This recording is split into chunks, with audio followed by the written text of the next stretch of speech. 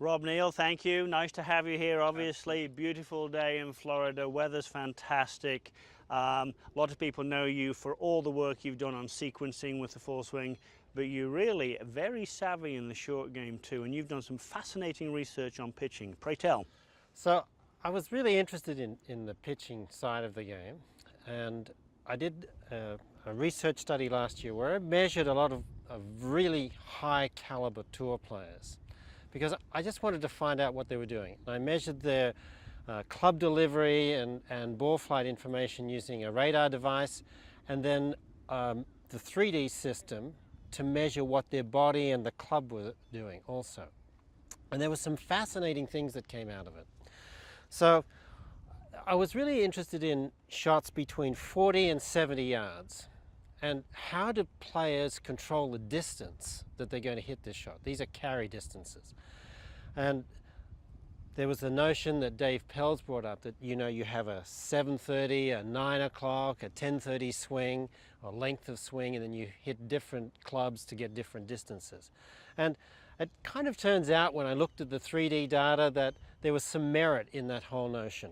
So what I found, for example, was that the height that the hands lifted during the backswing went up by about 10 centimeters or 4 inches for every 10 yards. Really? Yeah.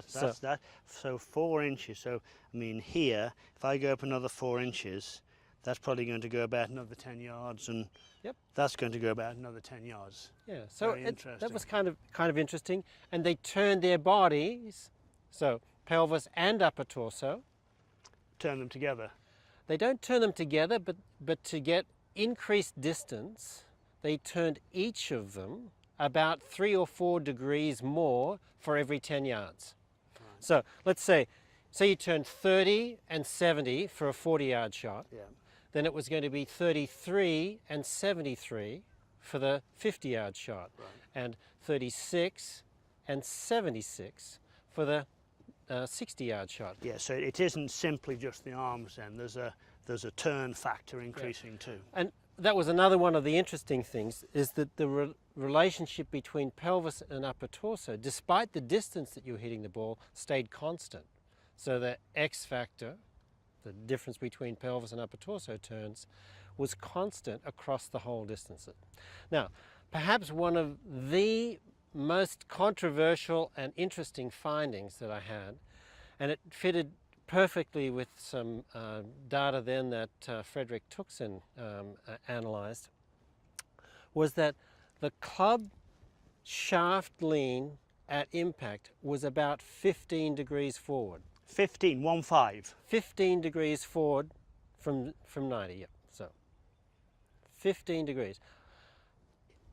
Martin, it was so out there when I first did the results. I reran them to make sure that I hadn't made a mistake in the calculations, but 15 degrees was the average. Well, one thing that's got my attention right away is I've got a club with 12 degrees of bounce on it. The bounce is very important, I hear. 12 degrees of bounce. So if I've got 12 degrees of bounce and I move my shaft forwards 15 degrees, surely that's -3. How can I use the bounce? Or do I even use the bounce? You may gain a little bit of additional bounce by opening up the face, but then that influences where the starting direction of the ball. So I don't think you open up the face a lot, a little bit maybe. I think what you have to do though is you need to shallow the trajectory of the club head as it approaches the ball. And I think that's the key to being able to hit these small shots here. So the club's coming in fairly shallow. Now, you're a scientist, you use all sorts of measuring machines. Does that mean it's coming in at 1 degree, 10 degrees? What's a decent angle of attack that would be shallow for a wedge? So for a 50-yard wedge shot, for example, 5 degrees down, which is very similar to your 7-iron or 8-iron. So it's not down a lot, right? If you go shorter, I think the angle of attack is even shallower, so it gets closer and closer to 0. It's never 0, but it's very close to, so down 2 or 3 degrees might be something that would be anticipated.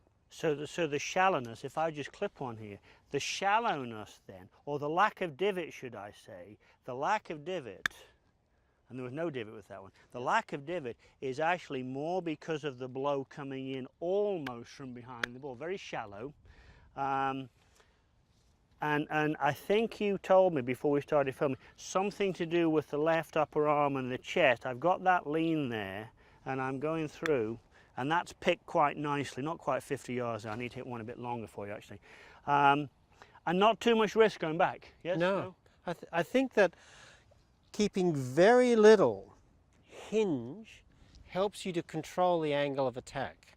So a guy like Steve Stricker or Jason Day, when you watch them pitch, they have virtually no lag or additional angle.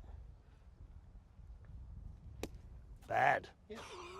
Right, got it. So don't want to really increase the bend in that right wrist. All right. Now, where am I setting up with the hands a little bit? No, setting up neutral.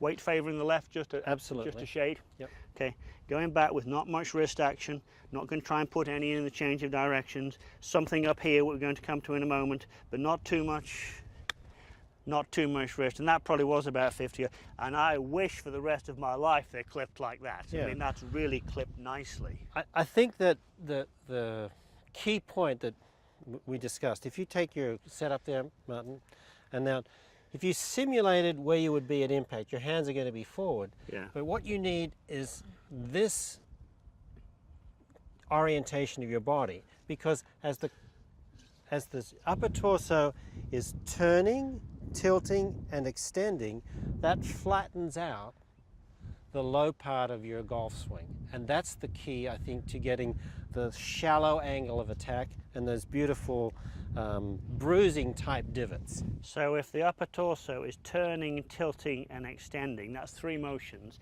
It's turning, side bend, tilting, and extending. It certainly isn't, spine angle certainly isn't staying constant, No, is it's it? not Ridiculous staying idea. Now, you wanted me to get a club cover, and I presume you wanted to put under my left arm. Under your left arm, because I think that connection here, if you could turn your upper torso and tilt it and extend it, but if you don't have a good connection here, then it doesn't help what happened to the club. So having something under there is very, very good for pitching, because it encourages you to keep the connection, and that shallows the club delivery for you. I must say, I mean, I'm getting the feel here, Rob, as I do this, that this is although it's a feel shot in the fingers, I'm also recruiting, because of the lack of wrist action, I'm recruiting the bigger muscles of the body, which probably would work better under pressure, I think, wouldn't it? I think so, yeah. Okay, I'm going to hit one more here. Love it. So let's just review that. Weight favouring the left side slightly, hands only a little bit ahead at address, trying to stricker it in the backswing where there's not going to be much wrist action, but judging distance by amount of swing and turn. Yep. And a big thing to keep that pressure point between the left upper arm and the chest as I go through. I might start playing again if I keep doing that. That's really good. And one of the interesting things and important things is that you don't get this happening in pitching. You don't want the upper body moving back. It's got to keep forward and extending. Fascinating. I mean, really interesting stuff there. So, you know, real recap. Take the wrists out, let the body turn through, have the hands ahead at impact. That's the way to get those nice, shallow divots, just like the tour pros do.